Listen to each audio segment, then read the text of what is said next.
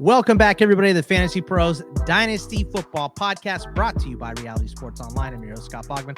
Follow me on the Twitter at Bogman Sports. Of course, joined by Pat Fitzmaurice at Fitz_FF.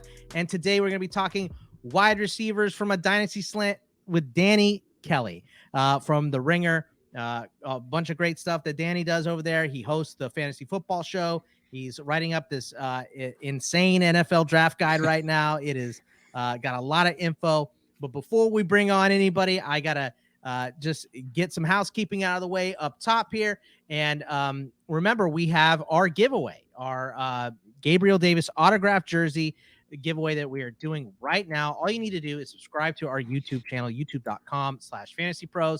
Take a screenshot, submit it to fantasypros.com/dynasty-contest. That's fantasypros.com/dynasty-contest, and you are entered in to win. Be sure you do that pretty quick because this is a February contest. I believe the show will be airing on the very last day of February, so get in there if you haven't done that yet. But also, you know, our YouTube channel is very, very useful for you. You can watch this podcast and all of our other podcasts from Fantasy Pros right there at youtube.com/fantasypros. We've got quick hitting videos, live streams, all kinds of stuff. So if you like what you're hearing, subscribe and click the bell to get notified on all of our most recent content as well. So welcome to the show, Danny. How you doing today? Ready to talk some whiteouts? I am ready. I love this time of year. Dynasty is definitely like my favorite format of fantasy. And so the off season is almost more fun. I know it's hard to decide, honestly, because you love having football, right? Yeah.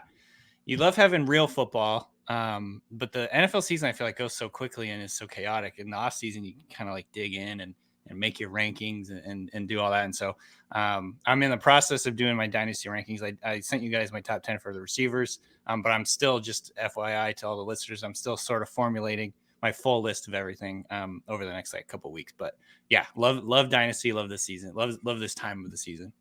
I would say I have a base. There's going to be a couple shifts, and look, something you say or something Fitz says might move me one way or the other. But Fitz, when you're looking in at these wide receivers, they're a little tougher to rank. I feel like running backs are really easy. Quarterbacks were really easy. Wide receivers, I sit there with a guy like, I can't move him above. Well, but the years, I can't move him. Like, I keep making excuses one way or the other in my head. It's sometimes hard for me to move some of these guys, but do you find that too? Wide receivers a little bit tougher than the other positions so far? I think, Bogman, I find that the top 10 is a little easier at wide receiver. I think it's a little more volatile at running back, but then after the top 10, I think it's harder at wide receiver. I found the top 10 tough too because there's so many good ones. Right.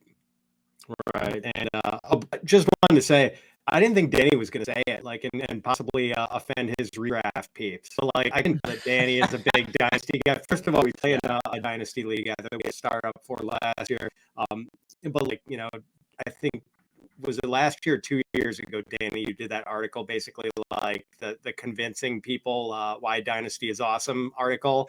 You know, just anytime I've done that IDP article before. So, yeah. And anytime Danny talks Dynasty on a pod, like his voice goes up an octave. Yeah. Like I can tell he's getting pretty jazzed. So I say I have Dynasty brain, which can kind of affect the redraft, like the rules that you have in redraft, or like the way that you make your teams, way that you build your teams, way that you trade. Sometimes it can kind of like seep in, and like, you know, you're thinking dynasty, you're thinking long-term value for these guys, and it's sort of like you get too excited about rookies, things like that in redraft.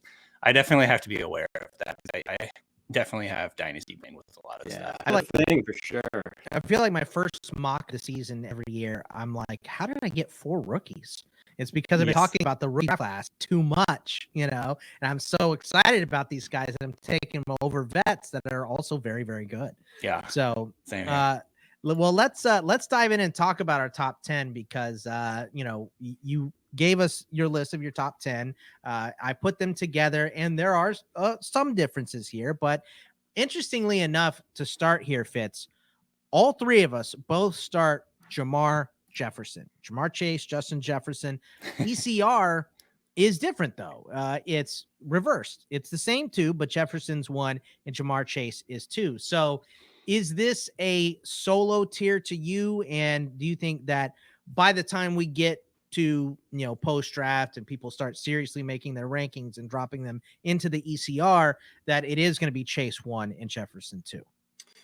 Yeah, I do think it's those two on a tier unto themselves. And like for me, it's a pretty easy call Chase over Jefferson. Just like the year when they were together at LSU, I mean, Chase was just the more explosive guy. Jefferson was kind of the slot target hog, but Chase is a big play machine, and we saw it his rookie season, and he plays with a much better quarterback. And huge gap between Burrow and Cousins, and we know he's going to be playing with Burrow for the foreseeable future. Even bigger if you're a Bears fan, right? So, but Danny, I mean, is it the same to you, or are you think that's what the industry standard is going to end up being before the season starts? I would say so. Obviously, Jefferson has a little bit more of a track record, but Chase, I think the tiebreaker for me, this is a tier unto its own, and then the tiebreaker is the quarterback they're attached to. Obviously, with Jefferson, you don't know what's going to happen with Kirk Cousins long term. If they sign Kirk Cousins to a long term deal, the Vikings do this offseason, I think then you can make arguments in favor of Justin Jefferson potentially, because I think the quarterback situation and the overall team situation is something that you have to factor in. But that was for me the tiebreaker, and it was a pretty easy choice.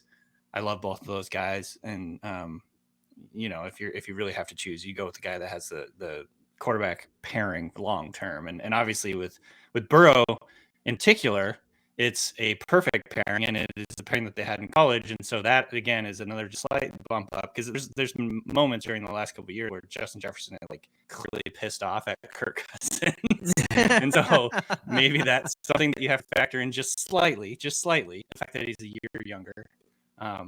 So yeah, I would say all those points are correct, and I agree with them. And if you're splitting, you have to split hairs kind of, but if you have to make a ranking, that's how I do it. Yeah, go ahead. Everyone gets pissed at Kirk Cousins. I mean, we've seen Adam Thielen blow up at him on the sidelines. Everyone likes to yell at Kirk Cousins. I get it. Yeah. Well, Kirk Cousins is the most Jekyll and Hyde player maybe in the NFL. He can do it not from game to game, but half to half. Yeah. Be the best quarterback in the NFL to why is this guy on a team ever? So yeah, I mean, I get getting frustrated, and fantasy owners also get frustrated with Kirk Cousins because he is hit or miss. You're rolling the dice if you're starting him. That's for sure. Number 3 in Fitz's rankings is CeeDee Lamb, CR of 6. I'm at 5. Danny's at 4. Cooper Kupp is next, and this next guy we'll talk about here. Pat has him at 4. I have him at 3. Danny, you have him at 8. So you are low man. ECR is also 4. So higher. This has got to be about age, right? Yes. To me, I think so. You'll see probably with the rest of my rankings too. I'm biased on age a lot. And look, honestly, I think rankings are meant to be a guide book for people that are trying to decide, make decisions. Don't 100%. You don't have to 100% trust anybody's rankings on who you should take if it's as close. They're not gospel, right? Exactly. A lot of what you would have to take into account is what kind of team are you building? If this is a startup, are you wanting to stylistically compete for year one and go in and try and go all in and win in year one, or do you want to build a dynasty over the years and have guys that have those locked in for the next 10 years? And so that's why Cooper Kupp ended up being a little bit lower on the rankings than some of the other young ascending superstar receivers in the NFL, and it's mainly because of age and really just longevity. And the other thing that I kind of keep in mind when I'm doing dynasty is generally I love building with receivers, and I like building with younger receivers because they, to me, are the most liquid assets in dynasty. You can trade AJ Brown for anybody. You can trade CeeDee Lamb and get a haul of whatever you want, basically, right? Deebo Samuel and T. Higgins or whoever. But when it comes to Kupp or a guy like Tyreek Hill or any of the older receivers, Devonte Adams, number one, not every team is going to want that guy and be willing to give up elite, assets to get that guy, because it depends on where they are in their team building. So I think they're a little more illiquid than the AJ Browns, CeeDee Lambs of the world, DK Metcalf, because it has to be the right team. It has to be a team that's competing in year one or right away. So that's kind of how I look at it. And I feel the same way about like some of the top tier running backs. It's like they're a little less liquid than some of the top receivers, just because not everyone's going to want to trade for, Saquon Barkley or Alvin Kamara right now, because they're getting older and just sort of like the career arc and where you are as a team. So that's kind of how I look at it. That's why I have a couple of lower. Obviously, he's an elite asset right now. But I think that's like how I explain it. And again, if you want to win right away, Cooper Kupp would be higher. Yeah, and the fair market value is huge, right? Fitz, that's a big chunk of rankings for Dynasty, correct? Yeah, Danny said that so well. And you and I talked about this in our first show together, how dynasty value is sometimes not so much about the fantasy points a player scores, but what the market is for that player. So, and Danny makes a great point. Like there's always going to be a market for AJ Brown. Like he could, tear his ACL, like going down the stairs tomorrow, and someone would still want to buy him from you because he's got a long-term future beyond that. And, I guess for me, it's just that Kupp hit this plateau, like, arguably, if you include the playoffs, the best wide receiver season we've seen ever. And like I said something on Twitter the other day, like it's funny that if you cut Cooper Kupp's 2021 numbers in half and gave those numbers to like Laviska Shenault, everyone would be fired up about Laviska's trajectory. It'd be like 72 catches, 973 yards, 8 touchdowns. And everyone would be like, "Oh yeah, Viska." That was with Trevor Lawrence in a bad year. Yeah. Oh yeah. So, 1,000% right on that. So, and I think Kupp is going to age pretty well. He's hasn't had any major injuries. He's this film rat. He just seems like he lives for football. So I see him going pretty strong into like his mid 30s. I know it's going to be his age 29 season, but if we're looking at that 2 to 3 year window for Dynasty, like I think Kupp's, arguably going to return something close to the value we're going to get from Chase and Jefferson over that near term. Yeah. Kupp is he's a stud right now, but that's the thing in Dynasty is, do you want that right now? He's probably got 2 more great seasons, and great seasons mean not nearly as good as he was last season too. I mean, because last season was so insane, just 2 great years. Then after that, it gets really foggy, because of the age, of course, 29 years old. Anytime you get over 30, it's a bit of a question mark. Pat has got Debo at 5. His ECR is 10. I have him at 4, and Danny has him at 6. So we're all way ahead. I think Debo is going to climb up that ECR the closer we get to the season as well. And the next one I want to stop and talk about is Pat. You have T. Higgins at 6. I'm at 11. Danny's at 9, and his ECR is 11. So still, of course, very young. Here, I think he's 23 years old, T. Higgins, and on a great offense. The only reason I have him in, we all have him as a wide receiver 1 still, but the only reason I have him in that back half is because, Jamar Chase is going to be the number 1 there moving forward forever. Doesn't mean that Higgins can't have great years and still not produce like a wide receiver 1 in fantasy. I just think Chase is going to take a little shine off of him. So Higgins at 6, explain it. Yeah. So like the youth, obviously that's part of it. And I'm not as worried as some people might be about having to share targets with Jamar Chase. On one hand, that can occasionally lead to quiet weeks, but it can also mean that, it means we're never going to see like shadow coverage from the other team's top corner. Maybe I think opponents are probably just going to play sides with their cornerbacks against the Bengals because it's pick your poison. So, but like he's never going to see bracket coverage. He's going to get a lot of face time against like number 2 cornerbacks on certain teams. And we saw him down the stretch have 400-yard games in the last 6 regular season games for the Bengals, not counting the one where they laid down in week 17. But and part of it admittedly might be that, in my main dynasty league, my home league with my friends, I got hit with that. What was it? 12 catch, 194 yard, 2 touchdown game against the Ravens in week 16. Like I was the championship favorite, and Higgins pretty much single-handedly knocked me out. So I mean, the Ravens had weren't they running water boys out of corner at that point? Much, I mean, come on. Pretty much. Yeah, that was rough. Yeah, that was a tough one. I mean, that's a great point, about getting the worst cover corner, most likely, or like you said, they're just going to play sides with their corners because damned if you do, damned if you don't with Chase and Higgins. So, I mean, Danny, is Higgins a guy that could easily climb into the top half of wide receivers in the first round? Yeah, I think the only reason I didn't have him higher was because of the chase factor. But like Pat, you make some good points about like that's actually maybe like a bonus for Higgins is you're never going to get like bracket coverage on him. So, I mean, I believe in Higgins' talent. I think he's young. I believe in the quarterback connection. So I don't have a strong reaction to you having him that high. I just kind of like there's a lot of really elite sort of receivers in the NFL right now, and so it's just kind of hard to like rank them that way. So I don't have a strong reaction either way. And to be totally honest, like I really like Higgins. I think the trajectory is like sky high. It's like pointing directly up. So yeah.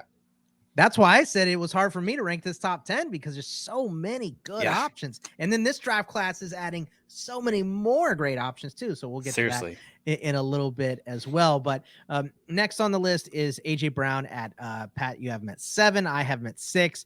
Danny has him at 3. Now this one's a little different because the ECR on AJ Brown is 3. So Danny, I'll let you go first on this. Explain to us why he is a top 3 wide receiver. And obviously you feel like when we get close to he's going to stay at that 3 and not move down to 6 or 7 where Fitz and I have him. I'm already kind of thinking I may be wrong on this, but like, I don't know. The number 3 spot is a tier in itself too. Like I said, Jamar Chase and Justin Jefferson is a tier.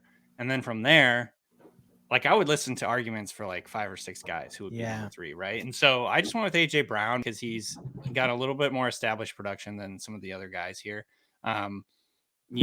When he's been healthy, he's commanded elite target rates. He's put up elite production. Whenever he gets a lot of targets, he just absolutely goes bonkers. So I put him there instead of like a CD Lamb, who I think is still sort of on the precipice of breaking out truly. I think he's obviously had a lot of flashes, and I believe in his talent, obviously, but he hasn't quite done the same thing as AJ Brown yet. And I think AJ Brown's style, his physical attributes, just elite talent physically and in football, those would be like kind of the reasons I put him there. But like again, I don't know. There's a few different guys here. I think if I'm on the clock and these three or 4 guys are on the board, I'm like having a very tough time deciding who I want to take. Maybe it just depends on who I have on my other dynasty leagues, to be honest. And I just want to like, diversify or whatever. But yeah, I think AJ Brown, there's no reason for me to believe that he's anything but legit, I guess, is kind of like the bottom line. I think he's a really, really talented player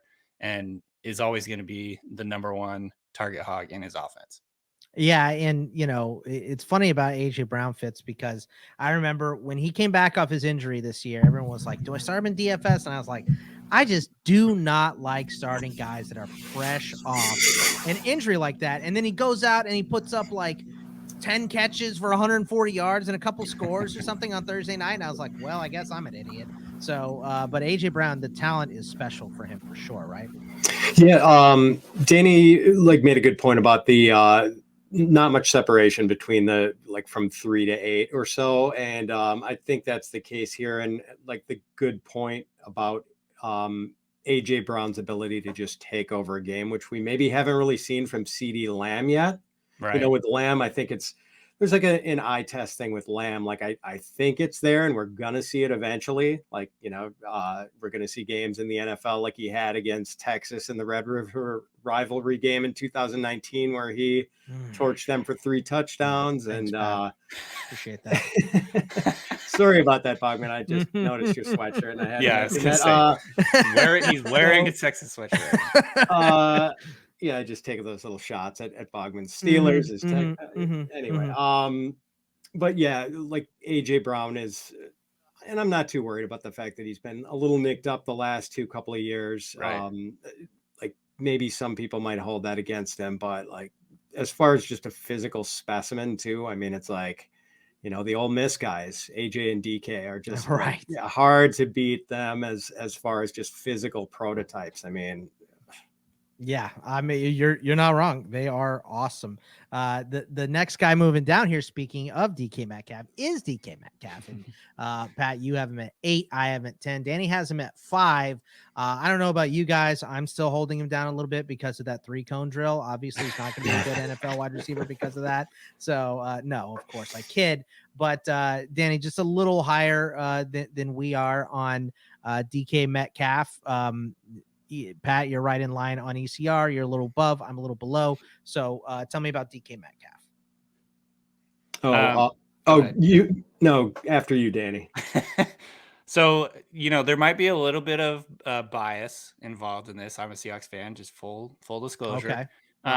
That's however, I actually kind of think that it's the opposite. It like makes me a little bit more like 100% negative about or whatever negative about. I also don't like to roster, like I'm a Steelers fan. I don't particularly like to roster Steelers players because I feel like I'm always going to put them in, I'm always going to side with them, which is just not a smart strategy. So, so with Metcalf, again, it's almost exactly the same thing with AJ Brown, like physically elite traits, one of the fastest guys in the NFL. And I personally believe Russell Wilson's going to stay. So obviously that has to kind of factor into your analysis on where you're ranking DK Metcalf. How confident do you feel that he's going to be paired with Russell Wilson long term? I don't think Wilson's going to actually leave. I've hemmed and hawed on that tiny bit, but I think ultimately Wilson's around for a couple more years. They'll figure out a way to keep him. They're not going to trade him. So that's a big part of it. And then obviously this last season, I think there is some maybe recency bias going on with like where Metcalf is on the rankings, just because obviously Russell Wilson struggled. He had a broken finger for a while. Seahawks offense really struggled to find itself. But I mean, if you look at the numbers since he came into the NFL, he is 5th in touchdowns. He has 29 touchdowns in 3 seasons. By the way, Cooper Kupp has 29 touchdowns in 1 fewer game than DK Metcalf in that stretch. So he's an elite touchdown scorer. He's 11th in targets. And this is despite the Seahawks being a lower volume passing offense, generally speaking. But like that just speaks to him being a target dominator. This offense in general runs through like 2 to 3 people. You don't really have to worry about all these other guys in the same way that you have to worry about maybe like a CeeDee Lamb or whoever, where there's a whole bunch of people in the offense that kind of like spread the ball around. It's like DK Metcalf or Tyler Lockett down the field. So, I think he's 11th in targets, 11th in yards, 5th in touchdowns among receivers since he came into the NFL. I think, and all the guys above him on all those lists, by the way, are older than him. So I don't know. To me, it's just, number one, the talent I believe in. I believe in the fact that he's going to be paired with Russell Wilson. That's obviously a risk, but I believe that will be the case. Hopefully I'm not proven wrong about that over the next couple of weeks, but that's why I would put him so high, I guess, like relative to the ECR and you guys. But, again, I'm not like 100% married to this. I think it's just a matter of like where you stack these guys up. And I believe in the talent. I believe in the connection. I believe in the production he's had. So I still think he's an ascending player. And Fitz, when I look at DK Metcalf and I see that I have him lower than ECR, I hate it, right? I want to move him up because he's so talented. He's such a good player. It's just, I'm a little worried about Russ. And because we just saw DK Metcalf be a different player with Geno Smith, obviously. Of course, it's not a surprise at all, but whoever takes over after Russ leaves and DK is assumingly still in Seattle, it's going to be hard to match Russ either way. So I just have him slightly lower, still wide receiver 1. You're right on consensus. So Metcalf still obviously a great player, right? Yeah. When I looked at my top 10 this morning before the show, Bogman, like I was, the one thing I felt bad about was having DK where I had him. Like it's just too low. Like I think I'm probably going to move him up to number 5. Like it is recency bias. It is him for whatever reason not clicking with Russell Wilson. I'm sure Danny has theories on this, but like after Russ came back from that gruesome finger injury, like they just could not get back on the same page. And Russ just wasn't himself generally, I think. Yeah. But so yeah, like put it this way, that team I had where T Higgins single-handedly knocked me out, I've got DK and Debo on that team. Like, I'm going to shop one of them, and it's not going to be DK this year. So I think I do need to move DK up ahead of Debo, probably into that number 5 spot. Yeah, I'm not willing to do that, but just because Debo, I'm a little tied to Debo too, because I liked him so much during the pre-draft process that I was This on. is how, yeah. I mean, you know how it is, Danny. You get stuck on your guy, and you're like, I told you he's. I mean, I told everybody Akron Wadley was going to be great too. Didn't even get drafted, so stuff happens. But can't hit every time. Yeah, can't hit everything. Right. That's what I say. That's my excuse for sure. But moving down here after DK, we have Tyreek at 9 for Pat. I've got him at 7. Danny's got him at 7. ECR is 5. We're all a little low on him. Nothing but age there versus these other guys. That's it. And I'll speak for both of you and say that it's age. And I don't think I'm wrong, right? No. Age and like. Some people are bothered by the week-to-week inconsistency.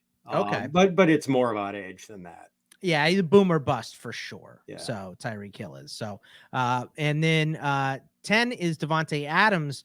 His ECR is 7. I've got him at 8. Wasn't in your top 10, Danny. I gotta assume that he's just right outside though, right? Yeah, so I got him at 11, and it's the same explanation I basically had for Cooper Kupp. It's like Devonte Adams is a great player. Obviously, there's question marks though about where Aaron Rodgers is going to be, where he's going to be, whether they're going to be together. Obviously, that's a big deal.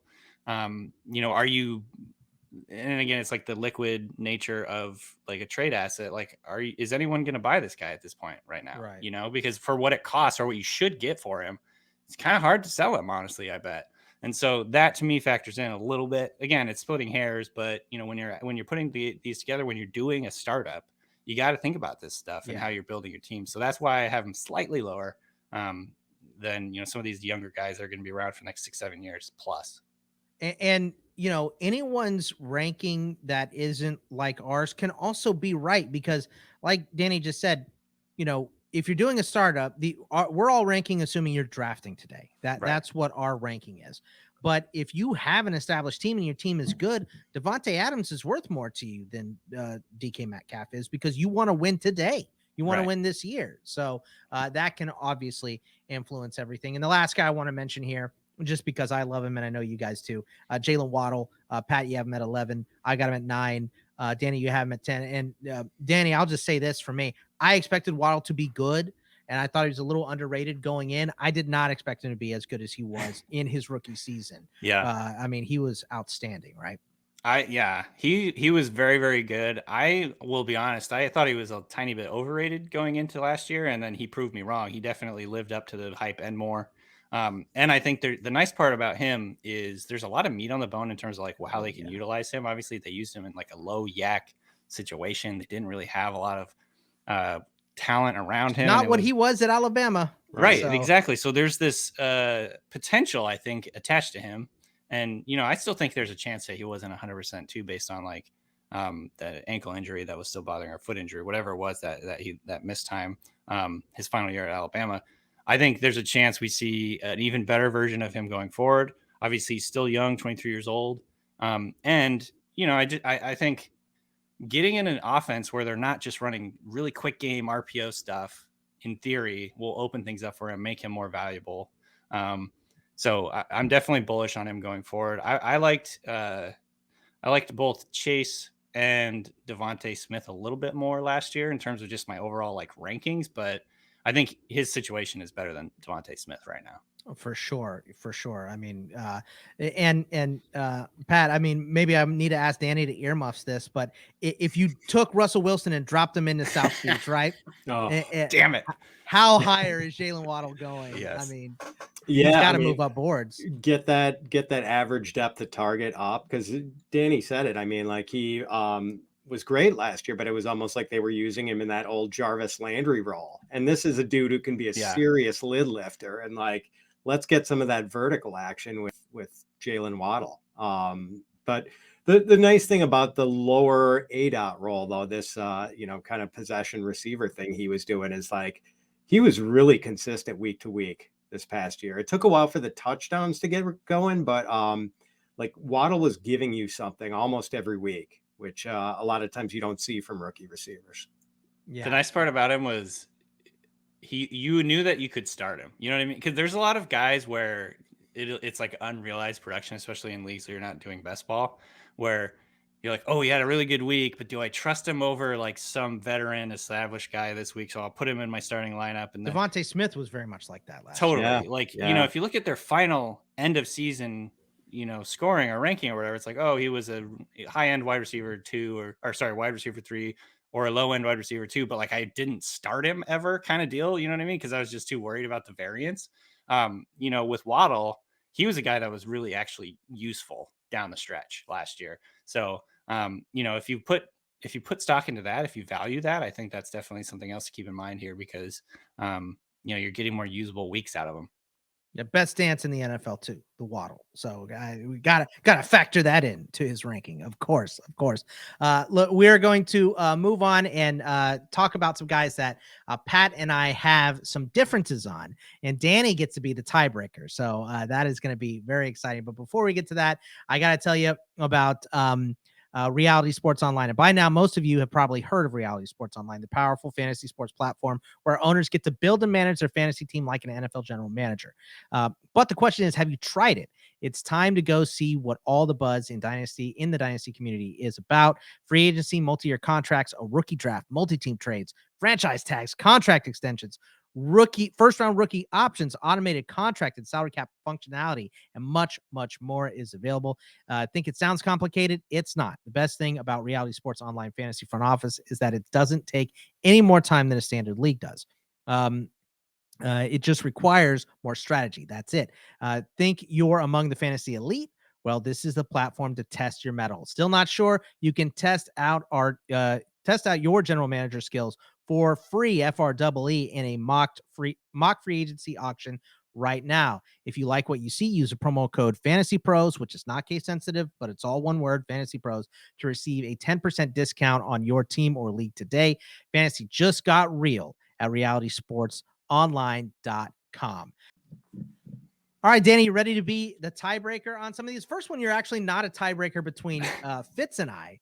You're going to see we are just a little different than ECR, and I want to know what your take is because we both have this guy at the same spot, Calvin Ridley at 25.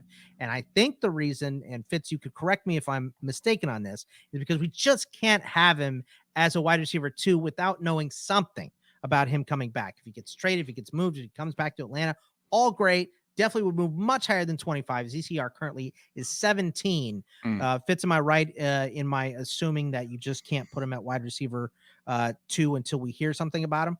It is. I mean, I think that's the hesitance. And like the question I hated getting from like Twitter followers all season, and I got it repeatedly, was like, is it okay to drop Calvin Ridley? Like, dude, I can't tell you what his mental state is right now. Like I can't tell you anything about that. So and we still don't know for sure. Like we're assuming he's going to come back. He's a young player and hopefully has many productive years ahead of him, but like that is the question mark that's sort of lingering right now. Yeah, and Danny, I think if we knew Calvin Ridley was playing, he'd probably be a top 15 wide receiver, if not higher than that. So but I just, with no news, I can't tell people to take him as a wide receiver 2 if he ain't going to play. If he's a wide receiver 3 and he doesn't play, way less of a hit than a wide receiver 2, correct? Yes. Again, like we just don't know. We have no way of knowing. There hasn't been any report really, in the last calendar year almost, or I guess, no, not quite, but, coming into like next year, we'll have like, it'll be like a full year where we don't really know what's going on. And so, I think, me being sort of just a natural optimist, I think he's going to keep playing and continue his NFL career. And so I would feel fine taking him right there, where you guys have him. I think that's just eyeballing it. That sounds right. But again, it's a little bit of a risk because he could just decide he doesn't want to play football anymore. And then obviously, you don't get anything out of him anymore. So hopefully he's back and ready to play football because obviously I like watching him play and he's a really good player. But we don't know anything right now. And there's literally, it seems like there's been like 0 reports on it other than maybe he gets traded. So we'll have to find out. And it was something we do know about is Gabriel Davis had, what was that playoff game, Fitz? It was 483 receiving yards and 6 touchdowns against the Chiefs. I mean, it was an absurd game, obviously, which got a lot of eyes on him. And he's still very, very young, 23 years old, going into this season. You've got him at 29. I've got him at 41. His ECR is 38. But I think Sanders and Beasley are both gone too, which moves him up. So I understand the optimism. What is about Gabe Davis that has him as a top 3 wide receiver for you? Yeah, I might have overreacted to it a little bit. It's possible I have to let the dust settle from that epic performance against the Chiefs, but I do feel like the runway is now clear for him. They're not going to let Emmanuel Sanders stand in his way anymore. He's going to be tethered to Josh Allen, this top quarterback. So I think that the future is pretty bright here. 29 might be a little rosy, but I do think he belongs in wide receiver 3 range. Just a guy who's kind of shown a knack for big plays, for scoring touchdowns. And I think that the targets are going to spike in year 3. Yeah. And I mean, I think what we saw from that playoff game, Danny, was kind of peak Deshaun Jackson-esque performance from Gabe Davis. He's really a big play guy, but was making all kinds of plays in that game. So basically the argument here is wide receiver 3 or wide receiver 4. I do tend, I don't know. Again, I'm sort of eyeballing it, but I think what did you have? 29. I think that's maybe just a touch high, but I'm not going to really get upset about it because like you said, he's attached to Josh Allen. This is what we've been hearing for the 2 years he's been with the team, that this is the role they envisioned for him. Obviously, when Emmanuel Sanders came in, it kind of the pecking order changed and he didn't get to break out quite as early. But I think we saw what they saw in terms of what the role they want him to play. Obviously, the connection is there. The chemistry is there. You're in an offense that they're throwing the ball a ton. Josh Allen can throw it 1,000,000 yards. So the deep threat is always there. There's a lot to like about him. But, in the back of my mind, there's always just this fear that he is a 4th rounder. They could end up drafting a 2nd rounder this year or even a 1st rounder. And then his ranking will drop. I still think he's going to be productive, even if they do end up getting another guy. But he's been productive with another guy, Right. So I think this is about right. I really am pretty bullish on him. I'm excited about what he can do. The next one, I am upset, Pat. I gotta tell you, because DeAndre Hopkins has one bad year. And it was bad, and he did look old. So I understand that, but you're dropping him to 36. His ECR is 23. I've got him at 22. And just before, this is all I'm going to say, and then I'm going to drop the mic and let you speak. 2020 wide receiver 4, 2019 wide receiver 5, 2018 wide receiver 1, 2017 wide receiver 1. So I'll just say that. Fitz 36 for DeAndre Hopkins. Yeah, so between Gabriel Davis and DeAndre Hopkins, I'm really getting painted as the knee-jerk guy here. So I kind of resent you for underscoring. Remember that CeeDee Lamb comment from before? So you did get me back there nicely.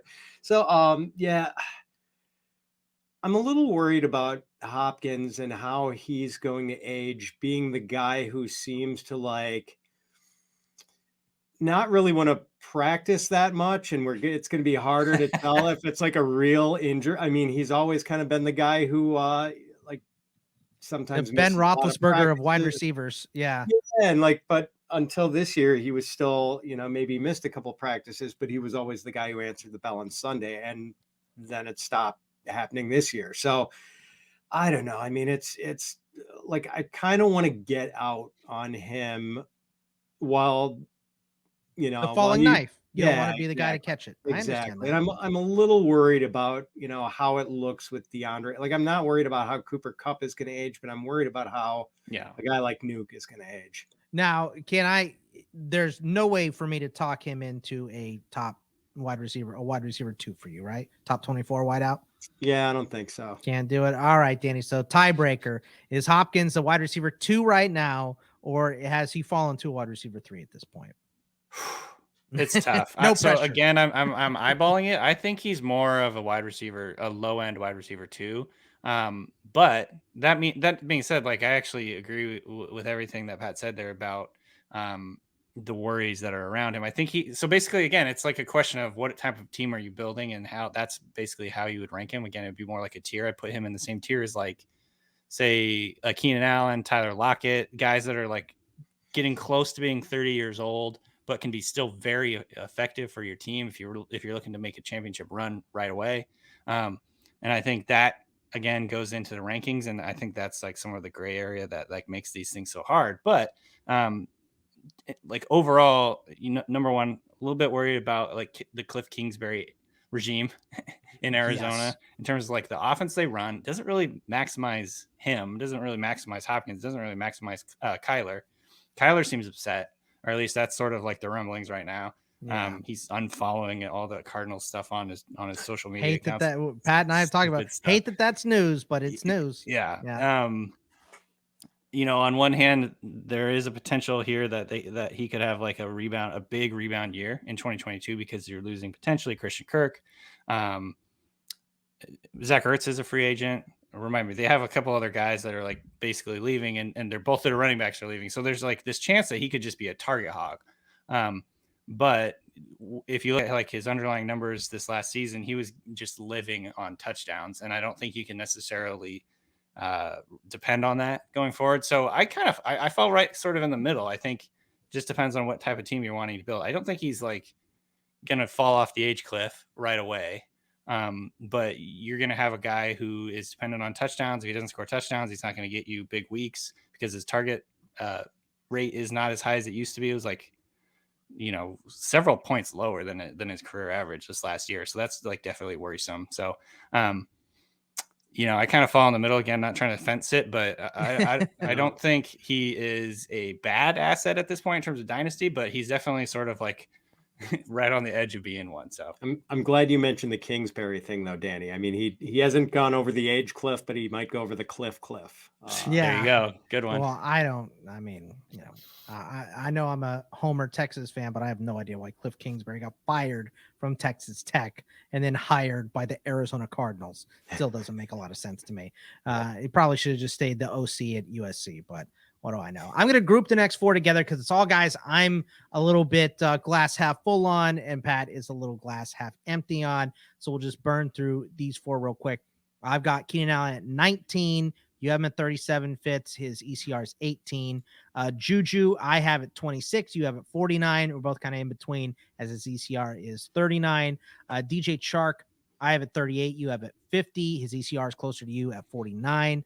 And then Adam Thielen, 44. I have him at, you have him at 62. His ECR is 45. So Fitz, any of your comments on Allen, Juju, DJ, and Adam Thielen?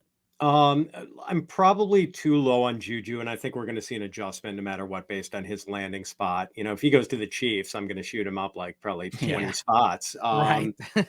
So like Thielen and Allen are the ones I'm a little concerned about. Like Allen, there's just not much big play in his profile. It's all on volume. And it's all Landry.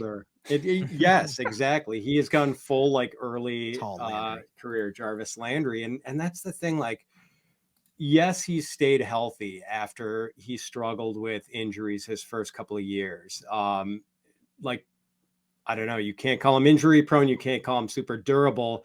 But like, what happens when he doesn't score touchdowns? He doesn't have big plays.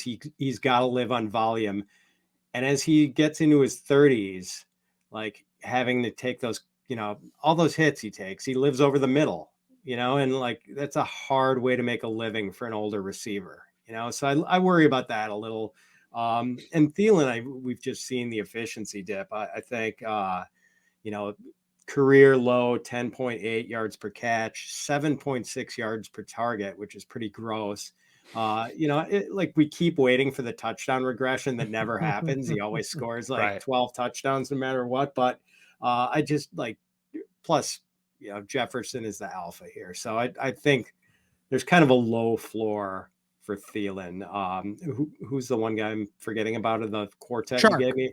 Chark. Yeah, I got to move him up. That's too much of a hit. I know, like he got the diss from Urban Meyer being the big guy who plays little, but like I think depending on where he What goes, does Urban Meyer know? Right. yeah, I was gonna say, by the opposite of what he says. Exactly. So I probably do need to move him up, and like I'm not giving up on him just yet. You know, he does, like, it's kind of a jury out thing with him, but you know, I should move him up maybe. So I think Keenan Allen, you might have convinced me a little bit to move him down. I thought I was moving him down a little bit because the last couple of years, or last 5 seasons, wide receiver 11, wide receiver 13, wide receiver 6, wide receiver 11, wide receiver 3, right? And I was not a Keenan Allen guy for a while because the dude wasn't staying on the field, and I can't stand that. You know, availability is the best ability. So now, I'm like anyone else. I will make excuses for guys that I like Saquon Barkley, that they should be more durable, but I couldn't do it. But you know, it bit me. I think I was too low on Allen for a little bit. So this may be more of my personal whirlpool with Keenan Allen, where I thought I overcorrected and dropped him too much, and now I'm maybe overcorrecting the other way. So maybe I'll move Keenan Allen down a little bit. Fitz, you've convinced me on that. Juju, I just watched him too much, and I know how talented the guy is. And he played with terrible quarterbacks last season. Ben Roethlisberger, the worst PFF quarterback in the league.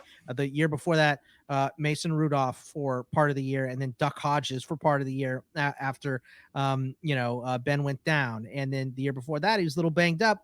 It's been 3 rough seasons in a row. So I get being low on him, but the talent is still there, and he's still like 9 years old because he came in the league at 5 years old.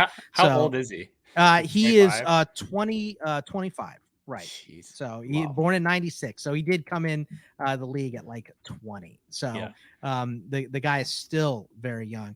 Chark, I think, is talented, but just look at the guys that he's played with. Right. It hasn't been a great set of quarterbacks in Jacksonville. And I do think that getting Urban Meyer out of there, should he go back, he is an unrestricted free agent this year. Yeah. So should he go back to Jacksonville, because I mean, they got a lot of money, they can drop a whole bag on him if they want to. I think that he'll play much better with Trevor Lawrence in a different style of offense.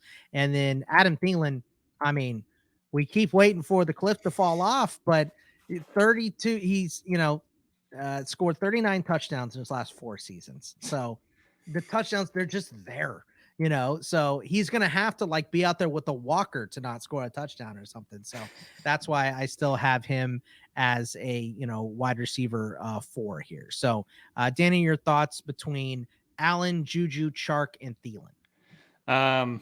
Yeah, I agree with you guys on Allen. I think, the role and the style of like the way that they deploy him in that offense is not super like valuable necessarily. I think he's a really good player, probably one of the best route runners in the game, but even being paired with Herbert, it doesn't feel, I'm not all that optimistic about it still. So he's a guy that I'm probably trying to like sell in my fantasy leagues. I don't know what you can get from him at this point. And I'd say the same about Adam Thielen, but you can't get rid of, like, people don't want to trade for Adam Thielen. You can't give him away, which sucks because get him for a draft pick probably in a lot of leagues. And he's looks like he's going to score 10 touchdowns. That's his average over the last 4 years. So so I'd say Keenan Allen, if you can sell someone on the fact that he's paired with Herbert for the next few years, and that's like good for you. Don't, if you're in any of my fantasy leagues, just like, hopefully you don't hear this. And then Thielen, to me, is a hold, because you can't give him away for anything that's worth giving away, because he, like you said, he's going to score 10 touchdowns again, and then you're going to be caught holding the bag. But at the end of the day, I think he's more valuable on your roster than trying to like get like a 3rd rounder or something. Because I don't know if anyone's going to give up a 2nd rounder for Thielen at this point. Maybe a late one in this, a shallow draft, but so that's kind of, for those 2 guys. And then I'm with you guys on like Schuster and Chark. I'm sort of like wait and see mode. I'm not buying at this point, because I think if either lands in a bad situation, then you probably overpaid. It is a gamble, but I think if Smith Schuster ends up in the Chiefs, where they tried to sign him last season, then that's huge. Like, that'll make his value will skyrocket. With Chark, I don't really know. I'm not sure what to believe, honestly, because I was like really bullish on him early on in his career. He looked really good, but that's starting to feel more like an outlier season. We've said this since college with this guy. Yeah. Bad quarterback play because he played at LSU before Burrow, right? Right. And they had bad QB play there. And then he goes to Jacksonville. He's got bad QB. Well, how much of it is bad QB play and how much of it is he's just not as good as we think? Right. So I understand that thought process for sure. So he's not a guy I'm buying necessarily. I'm probably just holding on to him and hoping that he lands somewhere really fun and see what happens there. So yeah, that's how I feel about those guys. Like Keane Allen to me is a sell just because of the role. And you can probably still get something for him because of name value. And then Thielen to me is just a hold because no one wants to buy him at this point. A couple other guys here. I'll just burn through these guys, and Danny, you can just say where you're at on them. We're both low on Curtis Samuel. Pat has him in 69. I have him at 72. 57 is his ECR. Fitz is way low on OBJ. I mean, you got to bring him up from the 80s. I've got him in the 50s. His ECR is 41. Did just blow out his knee in the Super Bowl, so he probably needs to be lower than the ECR. But I don't know if we need to absolutely bury him. Hardman. I feel like Hardman and Gabe Davis have a lot of similarities. So I just want to see him get, I mean, he was a developing wide receiver coming into the NFL, didn't get a lot of play at Georgia. So I'm just higher on his overall ceiling. I got him at 52. Pat has him at 84. His ECR is 67. So we're in between. Julio, I feel like I'm all the way out on Julio and I'm still higher than ECR. I am at 58. He's 60. Pat has him in the 80s. And then Anthony Schwartz can't teach the speed. So I'm in the 60s, but in ECR and for Fitz, he's in the 100s. So I understand that. We'll get some better quarterback play in Cleveland too. So Fitz, real quick, your thought on any of these guys? I'm not totally down on Schwartz. I've got him on like two teams, so I probably should not have him in the 100s. But yeah, like gotta move him higher in your rank so you can sell him, Pat. Come on, the Beckham thing. Like I'm worried about now. Like his 2022 season is in jeopardy, and like this is a guy he was great with those suction cup hands at scoring touchdowns for Matthew Stafford, but like the big yardage games are kind of turn him into Adam Thielen. Yeah, that's kind of it. Like, he's turning into late career Adam Thielen. So the injury is a downer for sure. And like Curtis Samuel is a guy I'm kind of at least keeping a candle in the window for him, just because like we've seen this shift to the hybrid usage of guys like, with Debo and why am I blanking on the name of the guy from Jacksonville before he got hurt? Chanel? No, the little guy who. Oh yes. Are you thinking of Percy Harvin? I can't. No. It was this year. Who was it? No. Anyway, so I should have brought that up. Doesn't matter. It's the Jags. Tavon Austin. No, not even Tavon. It was. We'll figure it out. I know the listeners right now, like some of the ones who have they're the name screaming it into their radio. Exactly. So it feels like to be a ghost, by the way. That I stole that from Twitter. It's like the closest you can feel to being a ghost is when you're trying to yell at someone on a podcast or something that they can't figure out. Yeah. So, but like the fact that Samuel had, in 2020, like over 800 receiving yards and 200 rushing yards, and like I think 5 or 6 combined touchdowns. So, like put him in the right spot with the right quarterback and maybe that can work out. So like, that's a guy I'd maybe be interested in like kicking the tires on this offseason. Was it Jamal Agnew? It was Jamal Agnew. Yes. I said Agnew, but I think you guys didn't. I didn't hear that. Oh. Yeah. That was going to drive me crazy. I was just talking about him on a show last week too. Man, I'm an old man. Sorry. Danny, your thoughts on the guys, just to once again burn through them, the guys that I just mentioned: Curtis Samuel, OBJ, Mecole Hardman, Julio, and Anthony Schwartz. I'm still also holding the candle for Samuel. I think obviously he's not a guy that anyone's looking to like trade for right now, and you're probably not gonna be able to get anything what his like potential is worth right now. But like there was a couple of years ago, he was actually posting solid numbers, at least encouraging numbers for what his athleticism and his style of usage could be. I don't think he's going to turn into Debo, but I think he could be someone useful going forward if he can be healthy.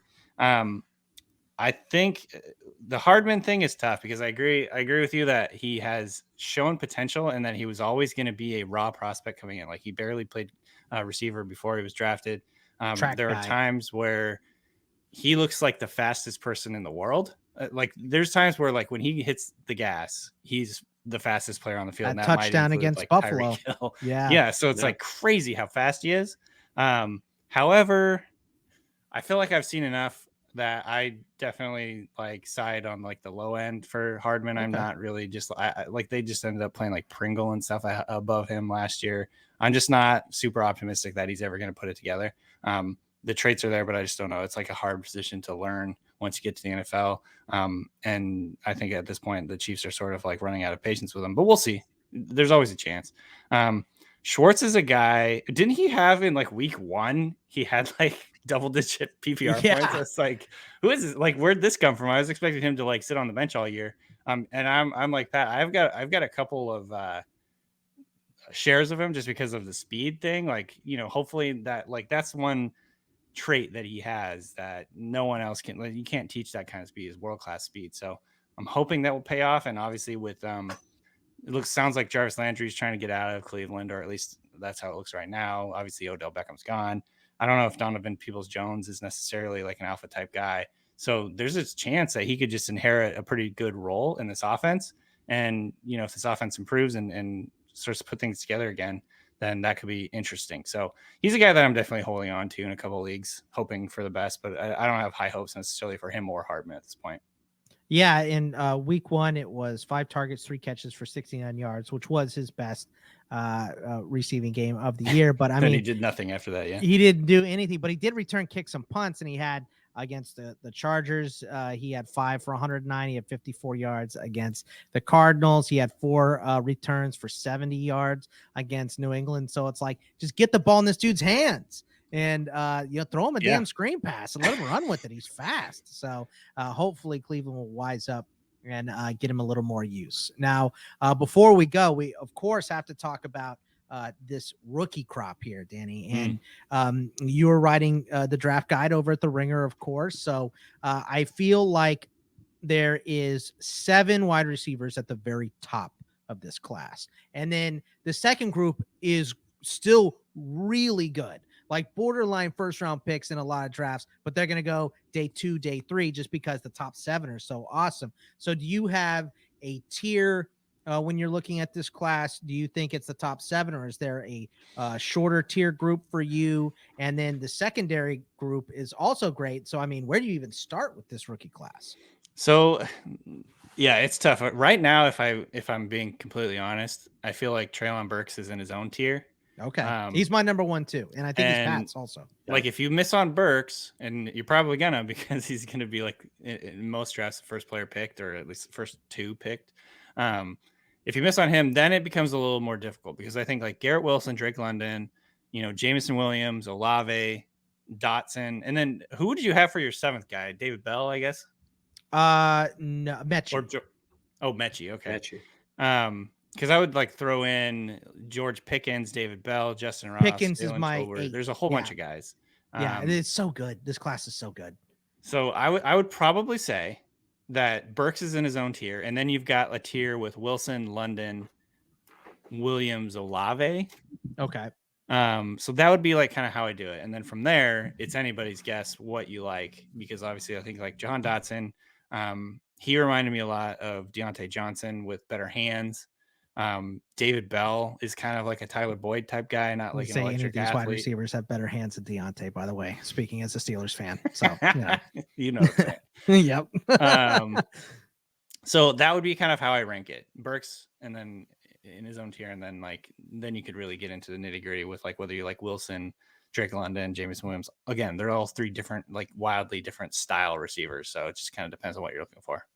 So, Pat, and I know you have wide receivers in your rankings for the Dynasty as well, which why I didn't want to go too crazy deep after 10, because I think you dropped Burks in there at like 17 as a high wide receiver 2, and you have some other guys in there as well. So when you're looking at this class and putting them in there already, I mean, the top end is so good, right? It is, and there's depth beyond that. Like I hadn't really seen too much film of like Sky Moore, and was catching some of him the other day, and like got pretty excited about him.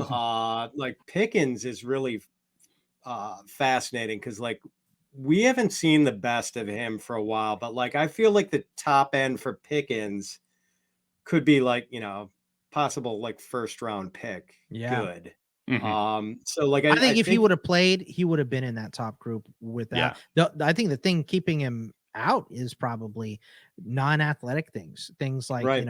getting suspended and missing games and things like that. That's what's going to keep him out of that tier, I think. Yeah, and like he's a dude who's going to fall into the second round in super flex rookie drafts, and like could be a multi-year 1,000-yard receiver. So like Jahan Dotson, I'm a big fan of. Like I just love everything about that guy's game, and as a Wisconsin Badger fan, I sometimes see things through the prism of their games, and like Dotson just murdered us this past fall. So Well, he looks different. That's the thing. Is like when you're watching, and you can see it at every level, right? Specifically at high school, when you see there's just a grown man who's probably going to be playing very high Division I or in the NFL versus these kids that are, going to be security guards and whatever. You're just running right past them. It's a different level of person, and that's why I put Dotson, because in terms of size and production, I don't know that he's like these other seven, but in terms of speed, and you see him on the field, he's just a different human being. So I'm absolutely with you on Dotson. yeah, and just like the last thing I'll say is like after last year, like pretty good class, but it was a lot of Smurfs. And this year we have some brutes. We've got some big boys in this class with Burks and Drake London. Like we've got some size in this year's class. Yeah, Danny, is there a guy kind of down the list that people aren't talking about yet that you want to see get a little love here? Well, the guy that kind of stands out to me that is going to be a good value, and you mentioned it with Pickens in the second round of Superflex drafts. I think like Justin Ross is going to be right there in the middle or late second round of Superflex drafts, maybe later. I don't really know exactly how it's going to go, but he looks like a guy that could be a really good value. Same deal. He's a bigger player and more of like an alpha X type receiver. Not going to be tons of separation and things like that, but like the guy, obviously, when he was a true freshman, went completely off. I want to see him get paired up again on the Jags with Lawrence, because that would be a lot of fun. But he's a guy that obviously had injury that almost cost him his career, and then he came back and wasn't quite as good. I think there was a foot injury too that affected his play. The offense for Clemson was terrible, so he's like fallen off the radar for sure. But I know that coming off of his freshman and sophomore seasons, like, people probably were thinking he was going to be the wide receiver one in this class. And so to me, he looks like a really good value potentially if he can get back to that level that we saw early in his college career, because, that's the type of player he's like, that could score double-digit touchdowns in the NFL. So I don't know if that's necessarily going to come to pass, but I do think he has that underrated, sneaky sort of like value there. I think the combine is going to be enormous for Ross for many reasons. His 40 time, because like you mentioned, he's a big bodied kid. He thrives on making a 50-50 ball, an 80-20 ball. Like that's his game. But it's going to be that spinal fusion thing because, and look, it almost cost him his career. They did the surgery. They said it went perfect and allowed him to play in college. So you got to think, all right, he's going to be fine, but teams get deep in these medicals. They're going to do crazy x-rays and MRIs and all that stuff. Mm-hmm. So, he may come out moving down in the process just for no reason of his own, just because of the medicals from the combine. So but I think you're absolutely right. If he gets cleared from that, he's going to shoot upwards because you can't teach that size. A couple guys that I want to mention before we quit talking about the rookies here. Jalen Tolbert, just absolutely one of my favorites out of South Alabama. And I think the more people watch on him, the more you're going to see him. He plays like a center fielder, right? Throw him the ball deep. He'll go up and get it. He'll track it. He'll, put his hands out to grab it, unlike Deontay. So, he will go get it. So I'm excited about him. And Wandel Robinson from Kentucky, transferred from Nebraska, a running back wide receiver combo type player. Everything we all wanted out of Curtis Samuel, Wandel Robinson is going to do. So that I'm very, very excited about Wandel Robinson. But anything else on the rookie class here, Denny, or any other wide receivers that we didn't talk about that you want to mention here, either because, you're all in or you're all out? Anything else on wideouts? I don't know if we talked much about David Bell, but I think he's another guy that's just really solid. Like analytically, he's like tons and tons of production. He's an interesting guy, I think. And then I liked your Wandel Robinson throw out there because he's an electric player, fun to watch. Worried about worried about his size a little bit. Like, there's some thinking that he's potentially like 5'7", so that could be something that maybe makes me push him down a little bit. But I love the skill set and the playmaking and the versatility and all that. Pat, before we go here, any more rookies that you have been diving in on that you want to mention, or any other wide receivers that we didn't mention here? Yeah, don't bring up David Bell with Iowa fans. They're going to get upset if you ask them about that. But yeah, like I'm really intrigued by him, and like kind of want to see what he does at the combine, because I feel like I don't know where he's going to go in the draft. Is he a day 2 guy? I think he's a day 2 guy, but yeah, like he would be a really interesting guy if he goes somewhere and it's a good fit with a top quarterback. He reminds me a lot of Tyler Johnson, because Tyler Johnson, like production wise, elite, and analytically speaking, like the Dynasty community was all over him because he had early production in his career, and he's like a jump ball, go up and get it, really reliable type guy. And then he goes in the 4th or 5th round, and the NFL more or less is just like not into him as a player. He didn't get invited to the Senior Bowl, or I think, did he go to the combine? I can't remember. Whatever, the NFL didn't really like him, and so I don't think they had the combine that year. Oh, that's right. Yeah. Was it 2 years? I thought, wasn't he there and he didn't work out or something like that, and he chose not to work out? That might be it. Yeah, and maybe maybe that was part of the reason the NFL didn't like him, because there was like a personal issue or whatever. But I could see that this happening with Bell a little bit, where he's not sudden. He's not super explosive or electric as a runner, like athletically, but he's just like a good player. So I'm curious if he will fall. Like, I really don't know. It's one of those things where it wouldn't surprise me terribly if he was the Amon-Ra St. Brown of this class and fell into the 4th round and then turned out to be a really good player kind of deal. In fact, I think I may have comped him to Amon-Ra, just like similar like style of player, where you're like, you look at the tape, it's like nothing really wows you, but he's just making tons and tons of catches constantly, so that could be like, I think maybe sort of my like bold take is like he might turn out to be the Amon-Ra St. Brown type guy of this class. Yeah, I like that.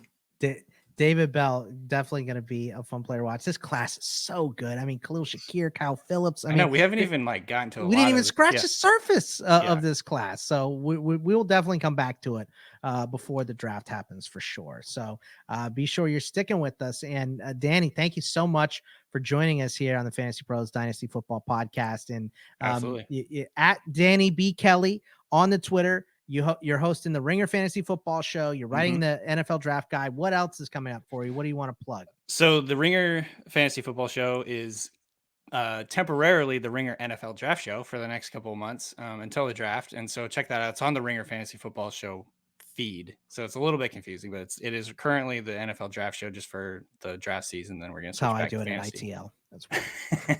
So check that out. And then obviously the Ringer NFL Draft Guide. Yeah, that's it. All right. Fitz at Fitz_FF.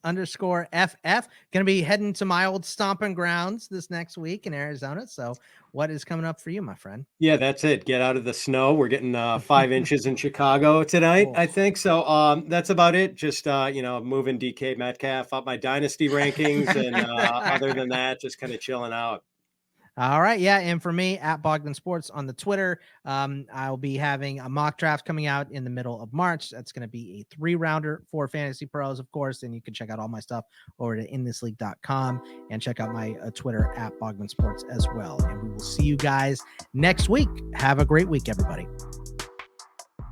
Thanks for tuning in to the Fantasy Pros YouTube channel.